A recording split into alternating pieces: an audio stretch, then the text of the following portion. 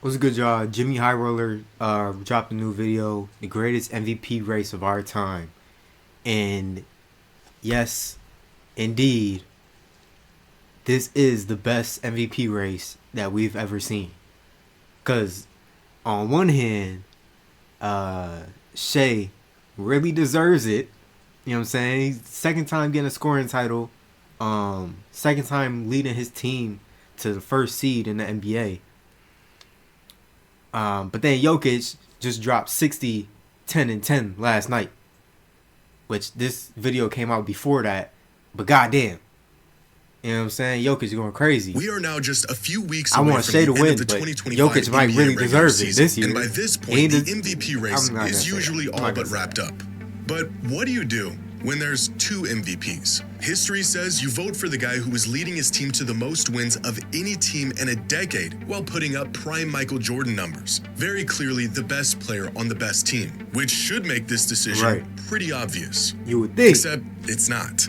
Because That history nigga. has never seen a season like the one Nikola Jokic is having. It's better than That this nigga one, right there. and this one, and this one. In fact, it is possibly the most impactful season anyone has ever had. Two all-time great campaigns, and only one trophy. It is the greatest MVP race in recent history, and it has left voters completely torn, questioning what it even means to be the NBA's most valuable player.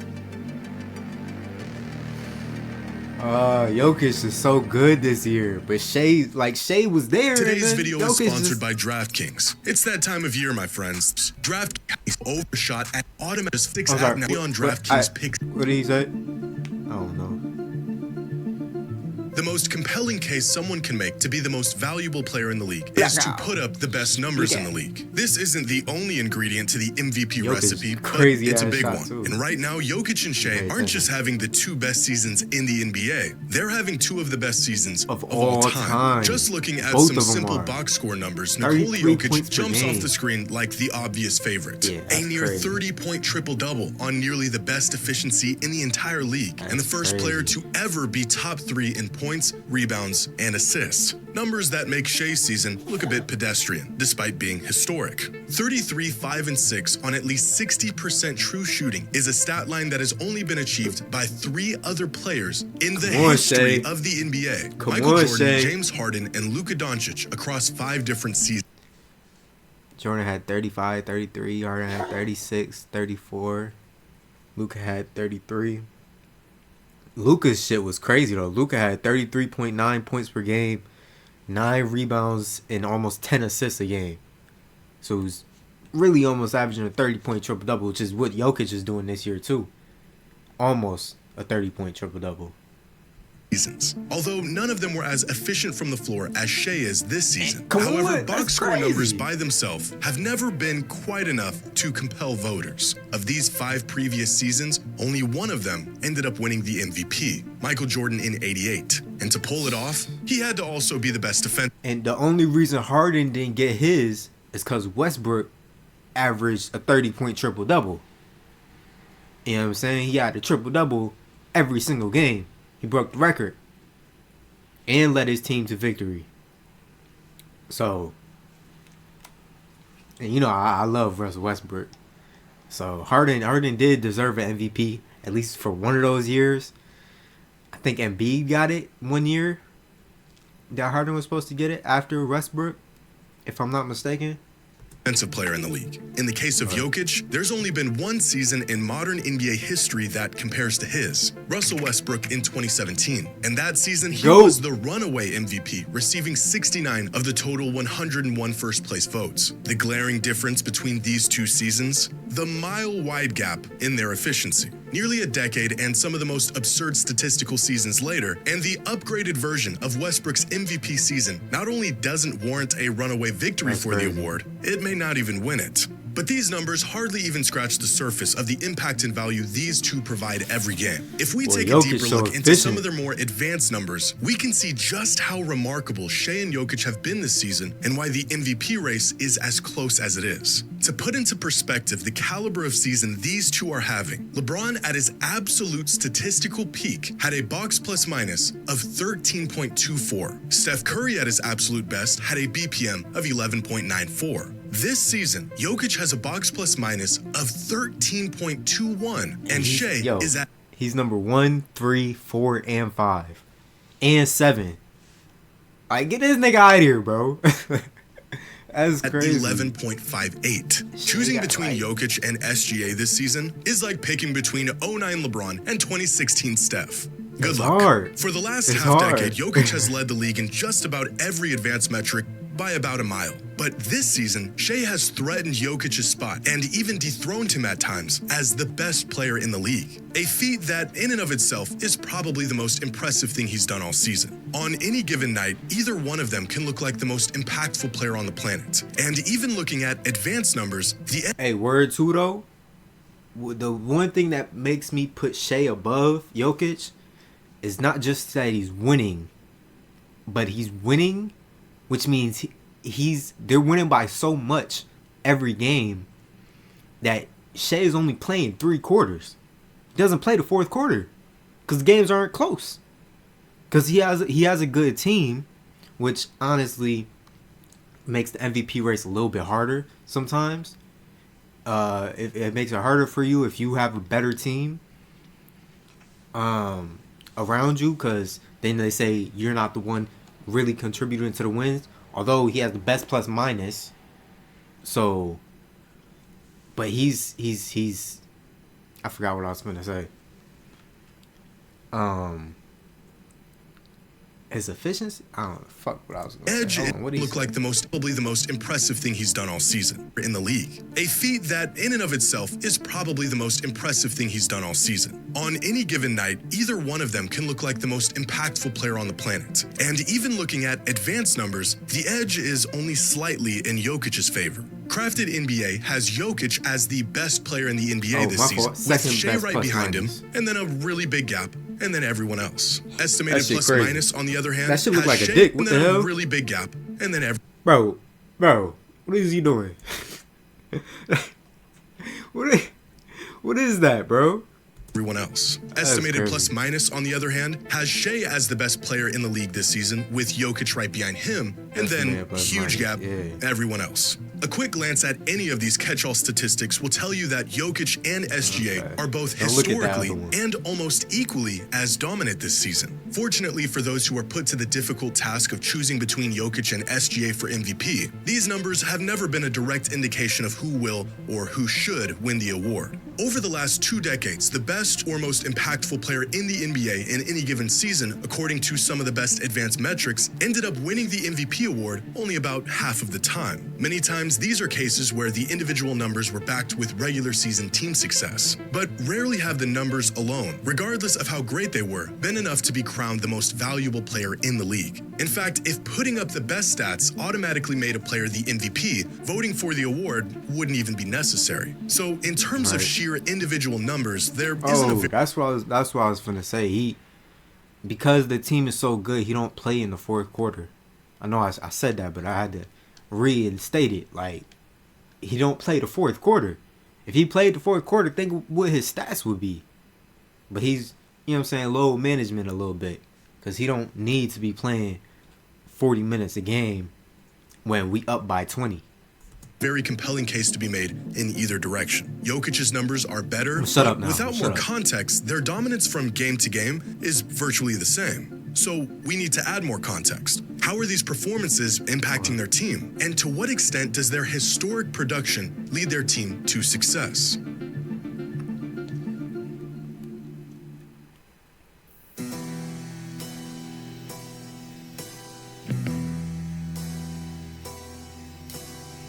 In most cases, when 2 players are having incredible seasons, the tiebreaker in the eyes of fans and voters comes down to how well their team is playing. The second ingredient to the MVP recipe: win and win often. 25 of the last 30 MVPs went to players who clinched either the 1st or 2nd seed in their conference. And right now, the Thunder aren't just winning more games than the Nuggets. They are the 4th highest winning team in modern NBA history. Come on but now. recently, team success has held less weight in the MVP discussion than it has in the past. 3 of the last 4 MVPs going to players outside of the top 2 seeds. Nikola Jokic being just the second player in over 40 years to win the MVP, despite his team not even cracking 50 wins in a full season back in 2021. As if the voters have made the decision that the MVP isn't limited to simply the best player on the best team, but rather the player who has the largest impact on a winning team. And right now, there is one player in basketball who is impacting the game far more than anyone else.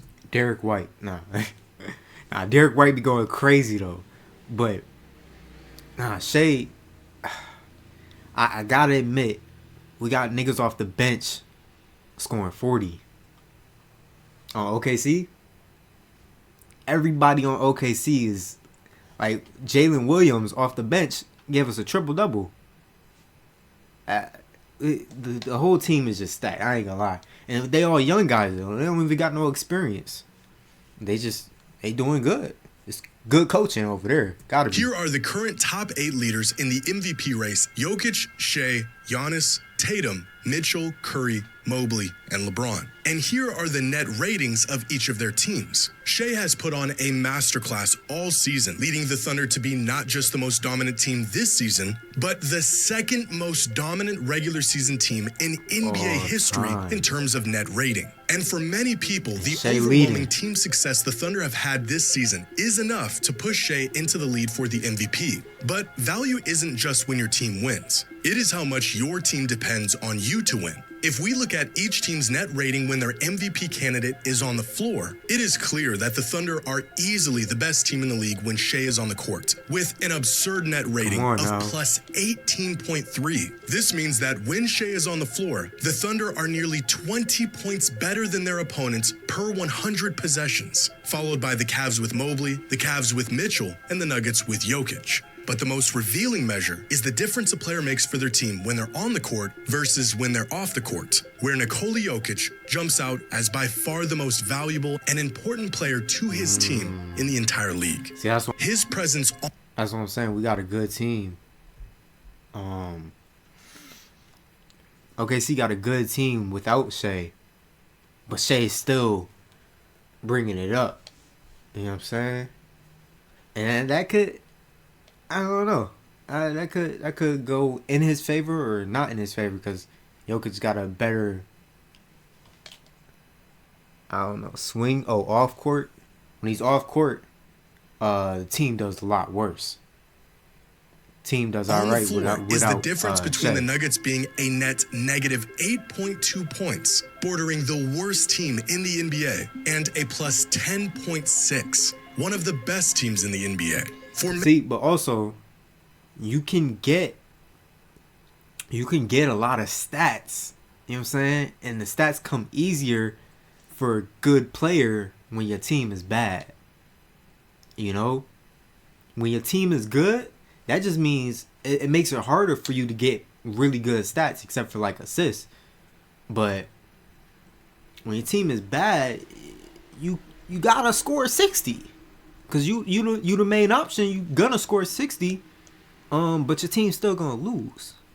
So does that really make you the MVP?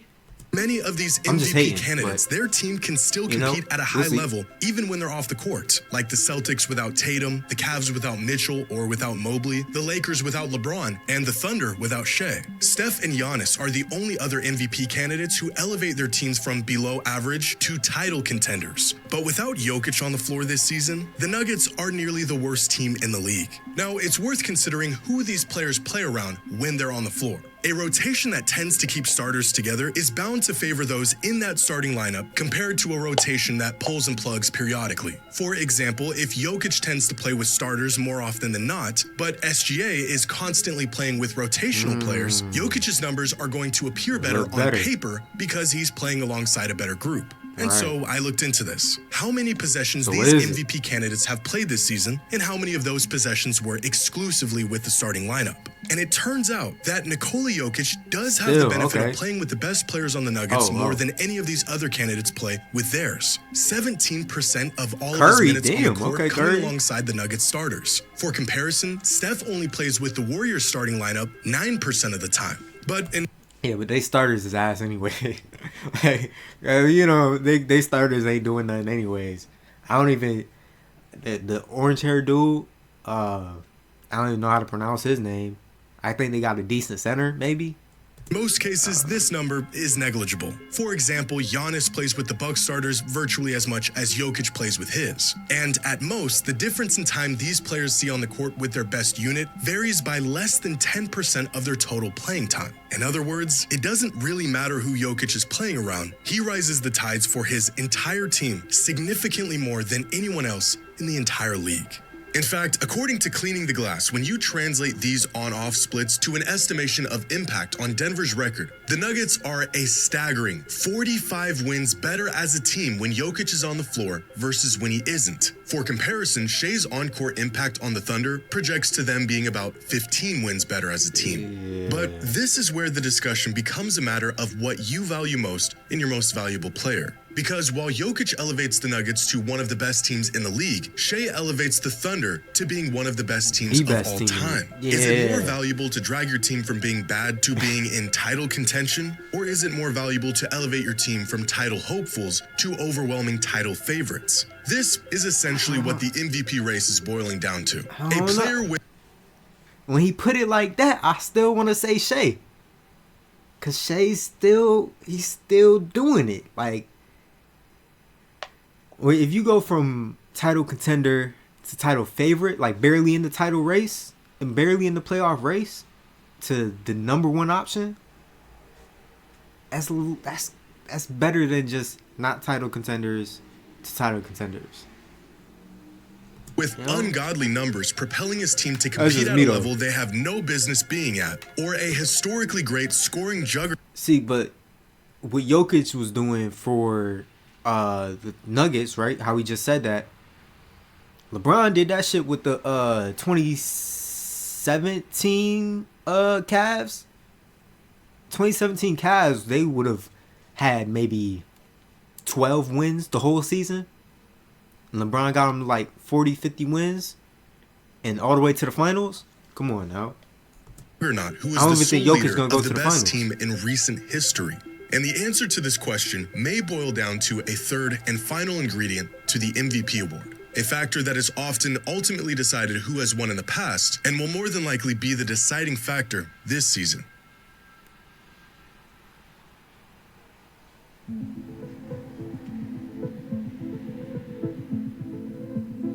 In ESPN's most recent MVP straw poll, 100 members of the media were asked to cast their vote on who they thought was the MVP of the 2025 NBA season. The results? Within the top 5, Donovan Mitchell received I got Jalen Brunson next year. Jalen Brunson MVP next year. 0 first-place votes. So did Tatum, and so did Giannis. Nikola Jokic received 30, and Shai Gilgeous-Alexander received 70 of the 100 first-place votes. So far, the media has spoken, and they think Shai is this season's most valuable player. But in more recent surveys asking players, NBA executives, and NBA analysts, out of the 25 votes that were casted, 18 were in favor of Jokic, and only 7 voted for Shai. Which brings us to our third ingredient in the MVP, narratives. Beyond what you do on the court, the story has to be in your favor as well. See, bro, watching Shai hoop it gets me excited every time I see him on the court. Jokic, I'm like, dang, this dude nice, right? But Shai, man, it's like, dang, where did he come from? He did good last season, the year before that, but He doing amazing. At the moment, every narrative is beaming directly at Shai Gilgeous-Alexander to become this season's most valuable player. First and foremost, he is the best player on the best team, a formula that has led to more MVPs than any other. While Jokic is fighting the uphill battle of voter fatigue, Shai is ripe to receive his first MVP. He's not just having a great season, he's having an all-time great individual season. He plays both sides of the ball. He is the leader of the NBA's brightest young team, and in a league that's been searching for a fresh face, Shai is front and center. SGA has what I consider to be the perfect MVP resume this season. He checks every single box for what you would want in your most valuable player. He has the marquee performances, he has the momentum, he has the caliber, and of course, he's never won it before. But narratives can also lead us astray. They can allow our emotions to dictate how we perceive what we are actually seeing. And that's where precedence gives us points to reference in search for the most fair and accurate conclusion. It allows us to not be prisoners of the moment, but instead consider the history of the game and the unwritten rules we've abided by up to this point. Precedence tells us that no matter how great a player is, winning 4 MVPs before making it to the finals even twice is completely unheard of, even for the greatest players to ever play. For this same reason, voter fatigue is a frustrating but very real thing. If the MVP award purely went to the most valuable player in the league every season, Michael Jordan and LeBron would each be sitting on about 8 of them right now. Instead, the award sort of blends from one season to the next, taking in the context of everything that came before it and the consequences of it. Decades ago, MVP voters decided that the award was not reserved for the best player or even the player having the best season. Instead, it was an award that had multiple ingredients, multiple boxes that needed to be checked off. But even by their own criteria, what qualified a player to be the MVP was changing all the time. If it was simply the player having the best season, Michael Jordan would have won it about 8 times. If it was the best player on the best team, Michael Jordan would have won it about 8 times. I was about to say, But instead, he has 5, which has essentially set a firm benchmark on how voters vote for the foreseeable future. Voters messed up by not rewarding MJ with the number of MVPs he rightfully earned, and so every player that came after him is held to the same arbitrary, convoluted standard. As one fan put it, sports writers regret not giving Jordan all the MVPs and now punish everyone after that like it's a Supreme Court case and not just something they could change at any time. A case of we do it this way because we've always done it this way. The MVP award should be given to the most valuable player in the league, but it's not quite that simple, and it never has been. To make the argument that Jokic deserves the MVP because he is objectively having the best season in basketball right now would be the most logical conclusion. But it would also be ignoring the 78 years of history, tradition, and expectations that we have come to follow. Based on the responses to this discussion so far, it appears that now more than ever, the players and the people involved in the NBA from game to game view the award as a reflection of simply who is the best, most impactful player. And the media looks at it through the lens more of story and narrative. And in the end, it is the media who gets to vote. With less than a month left in the regular season, the race for the MVP only seems to be getting tighter with each game. And in what is shaping up to be the greatest MVP battle we have ever seen, voters will have to either stay the course and vote for a player that has built a near perfect MVP case, or make a rare exception to a player that is quite possibly having the most impactful individual season in modern NBA history. Hey, man. Tell me who y'all want to see win the MVP. Because I'm a little biased. I'm an OKC fan. So, definitely want to see Shai win it. And Shai's having, like, not even a breakout year, but he's just having such a good year where it's like he has to win. And Jokic is having such a good year, it's like, I don't know. I really don't know who to pick if I wasn't an OKC fan. And that's just me being honest. But yeah, man, that'll do it. Like, comment, subscribe. See you in the next one.